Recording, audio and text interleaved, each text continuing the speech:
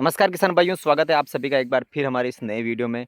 तो किसान साथियों, आज की इस वीडियो में हम बात करेंगे जो हमारे एरिया की जो मुख्य फसल है, अम्ल में इस समय किसानों को समस्या आ रही है पीलापन की। पीलापन काफ़ी ज़्यादा आ रहा है और किसान ने बहुत कुछ इसमें ट्राई किया, सब कुछ इसमें डाल दिया, फिर भी पीलापन आखिरकार दूर नहीं हो रहा है।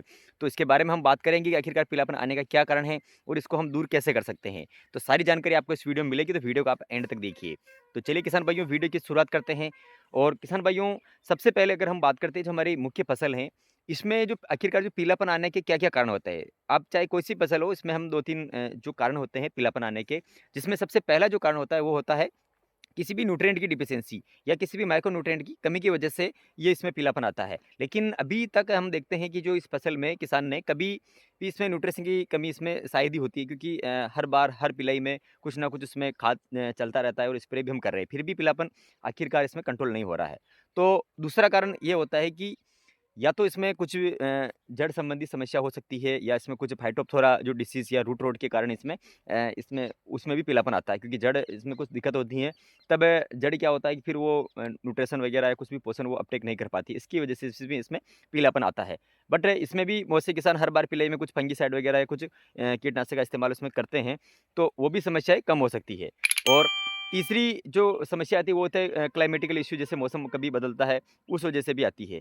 और लेकिन इसके अलावा जो सबसे बड़ी जो समस्या अभी इसमें देखी जा रही है, वो होती है कि जो किसान अंधाधुंध जब इसमें खाद डालता है, जैसे कि आप मान के चलिए जिसमें किसान डीएपी अगर इस्तेमाल कर रहा है, तो उसके साथ में जो दूसरे जो खाद नहीं मिलाने चाहिए, उनका मिलाने की वजह से भी ये समस्या आपकी आ सकती है। अब इसकी वजह से कैसे आती है कि मैं आपको बता रहा हूँ किसान भाइयों कि अब डीएपी के साथ में जो कैसे बहुत से किसान ऐसे हैं जो अभी भी कैल्शियम नाइट्रेट का प्रयोग कर रहे हैं उसके साथ में, और कुछ सल्फेट वाली चीज़ों का भी प्रयोग कर रहे हैं। तो उसमें क्या होता है कि फिर जाके उसमें कुछ फास्फोरस जो मिट्टी में फिक्स हो जाता है, तो आपको उस समय आपको इसका असर नहीं दिखता है, लेकिन उसको 8-10 दिन बाद जब उसका असर आपको दिखने लगता है, फास्फोरस जब फिक्स हो जाता है, तो वो कुछ भी न्यूट्रिशन को अपटेक नहीं करने देता है और उसके बाद उसमें जो आपकी माइक्रोन्यूट्रिएंट की अवेलेबिलिटी कम हो जाती है, जिसके कारण आपको उसमें पीलापन दिखाई देता है।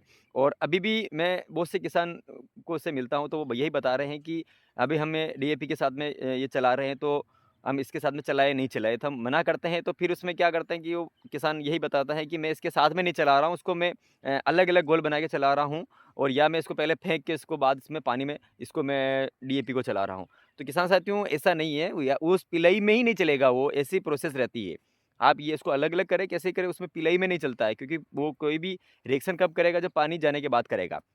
इस वजह से भी इसमें हो सकता है, और ज़्यादातर यही हो रहा है, क्योंकि अंधाधुंध अगर जब हम खाद का प्रयोग करते हैं, तब हमारे उसमें कहीं न कहीं उसमें जो आप खाद को मिलाने का जो तरीका है, वो बदल जाता है, उसकी वजह से भी होता है। और एक होता है इसमें ईसी, यानी जो इसकी मिट्टी का जो ईसी इलेक्ट्रिकल जो कंडक्टिविटी होता है, यानी कि वो ये दर्शाता है कि आपके खाद में जो लवण यानी कि जो नमक की मात्रा कितनी है, ये कम है या ज़्यादा है। इस वजह से भी होता है, और ये जो जब आप ज़्यादा यूरिया, ज़्यादा अगर डीएपी और ज़्यादा पोटाश की अगर प्रयोग करते हैं, तो इस वजह से इसमें ये भी ज़्यादा हो जाता है। तब इस भी आपको इसमें ये समस्या आने ब देखने को मिलती है, जिसमें माइक्रोन्यूट्रिएंट की कमी या उसमें पीलापन, ये इस प्रकार की चीज़ें आपको उसमें देखने को मिलती है।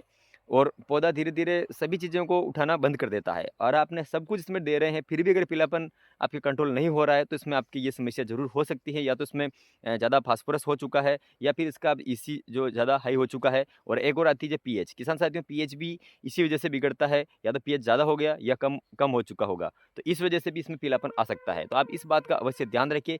किसी भी आप एकदम से कोई भी फसल में आप ज़्यादा खाद देने से कोई भी फूटान वगैरह एकदम नहीं आती है। आप कम-कम करके दीजिए, और ऐसी चीज़ें डालिए जो इसके साथ में चल सके। ऐसा नहीं कि आप सभी एक साथ दे देंगे, तो उसका आपको साइड इफ़ेक्ट भी होता है, बाद में आपको उसका नुकसान होता है। तो ये चीज़ का आप अवश्य ध्यान रखिए। और इसके बाद में आपको एक और डिटेल वीडियो आपको बना के बताऊँगा। तो इसके लिए आप हमारे इस पेज को फ़ॉलो कर दीजिए, और अगर आपको ये जानकारी अच्छी लगी है, तो इस वीडियो को आप ज़्यादा से ज़्यादा किसान साथियों के पास आप शेयर कर दीजिए।